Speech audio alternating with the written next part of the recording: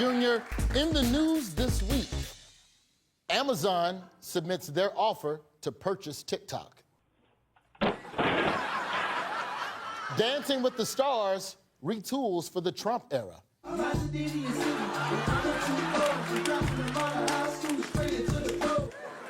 New footage surfaces of Morgan Wallen leaving the SNL stage last week.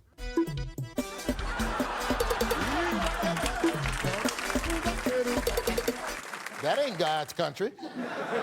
On Amber's team tonight, he's the U.S. representative from California's 17th district, which includes Silicon Valley. We'll ask him if he can help me recover my iCloud password. It's Ro Khanna. And joining Michael, she's a writer and comedian who's been on NPR's Wait, Wait, Don't Tell Me. And at the end of this, we'll ask her which is the better comedy game show and why it's us. It's Karen Chee.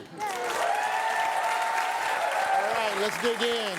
Biggest stories of the week. Amber and Ro, watch the clip. Tell me, what is the story? Okay, this is Trump. I know him. That's the world. I live there. That motherfucker is the stock market. A single-handed attempt to destroy the economy. Pretty solid ass answer. The story is Liberation Day, a day so important that it got a special name, but not so important that we don't get the day off or a special cookout to celebrate it.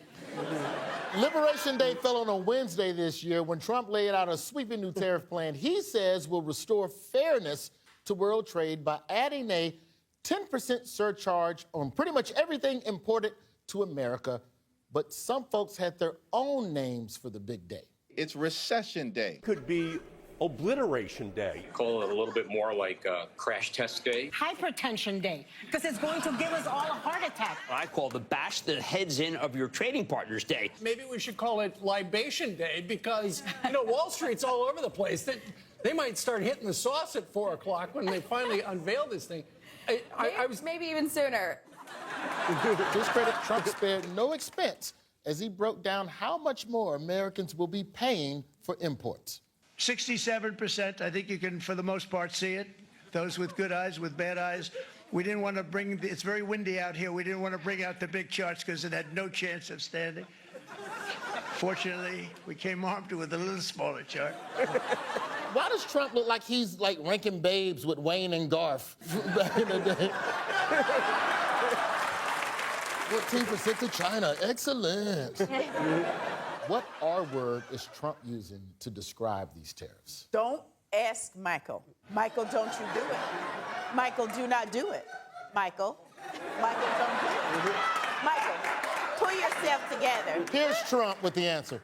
In a few moments, I will sign a historic executive order instituting reciprocal tariffs on countries throughout the world. Reciprocal, that means they do it to us and we do it to them. The tariffs will be not a full reciprocal. I could have done that.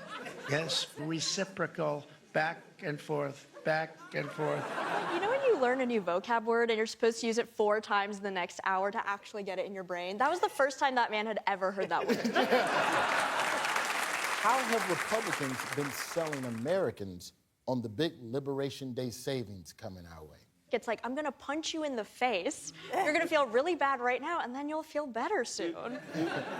Here's the Republicans telling us how bad it's gonna hurt. We've gone too long with the current scheme for there not to be some initial pain. There's absolutely going to be short-term pain. The president's been clear about that. Everyone has. But it's going to be a slow pain first before we get the gain. He's right, man. I mean, we've had it too good in this country where we've been able to afford things. I'm sick of it, man. The politicians are all worried about the tariffs, and that's just one group. How did Wall Street respond when it opened the next morning after the tariffs were implemented that Thursday night? Instead of the opening bell, ding, ding, ding, it was just a big old gong. Wall Street's reaction was measured and calm. Here's what some other experts had to say. Wall Street craters as the world reacts to President Trump's sweeping tariffs, the worst day for markets since 2020. CNN's gauge of market fear, yeah, it looks like that. It's been off the charts all day. JP Morgan raises the odds of a global recession to 60%. There will be blood. This is very bad. It is ugly out there. It's a Pepto-Bismol moment.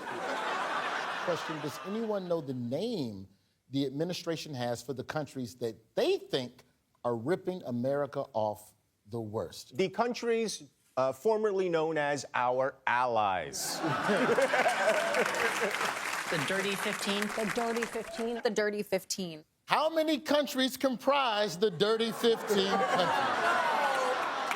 Boy, it has to be 15. Boy, I don't like it when we're this dumb.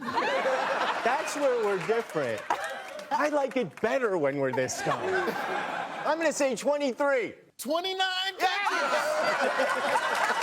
The dirty 15 actually refers to the 15% of 194 countries in the world that aren't America. So that's 29 countries. But actually, nobody really knows for sure because the administration has not given any clarity on who all the countries are.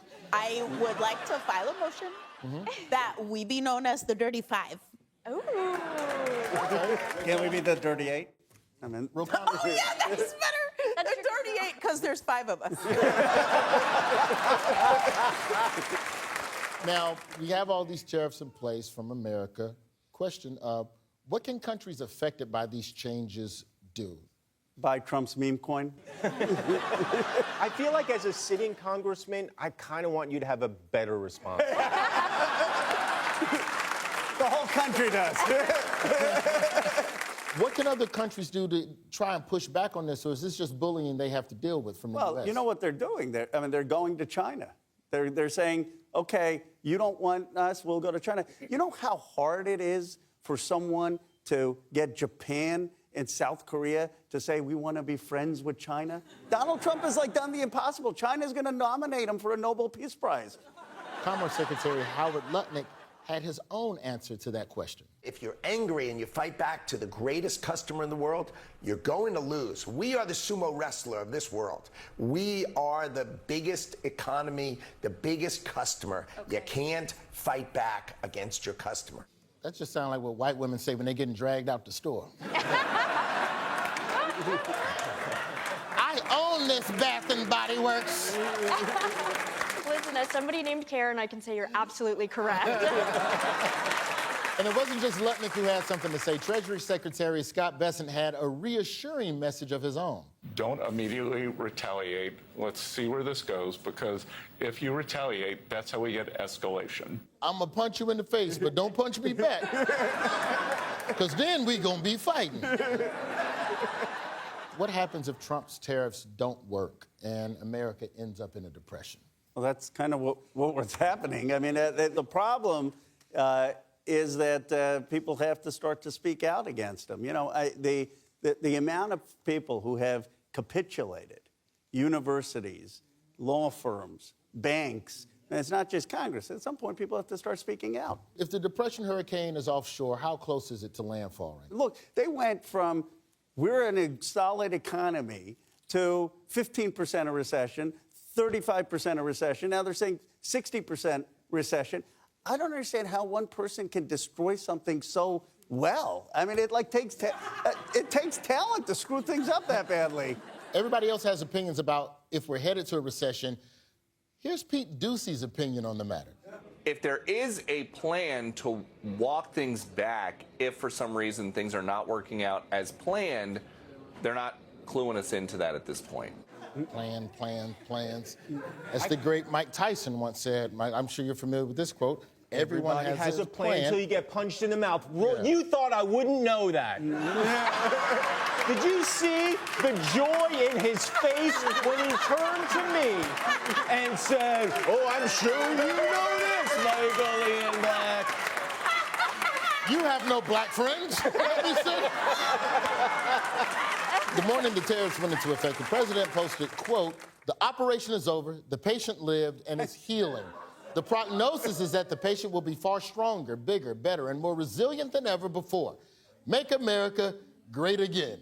The patient also needs to get their ass up out this hospital because it costs $80,000 a day to stay.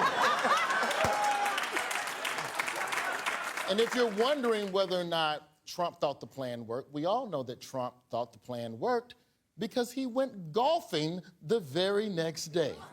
So yeah, everything's going exactly to plan, or as Commerce Secretary Lutnick put it, It is not a plan. We don't have a plan.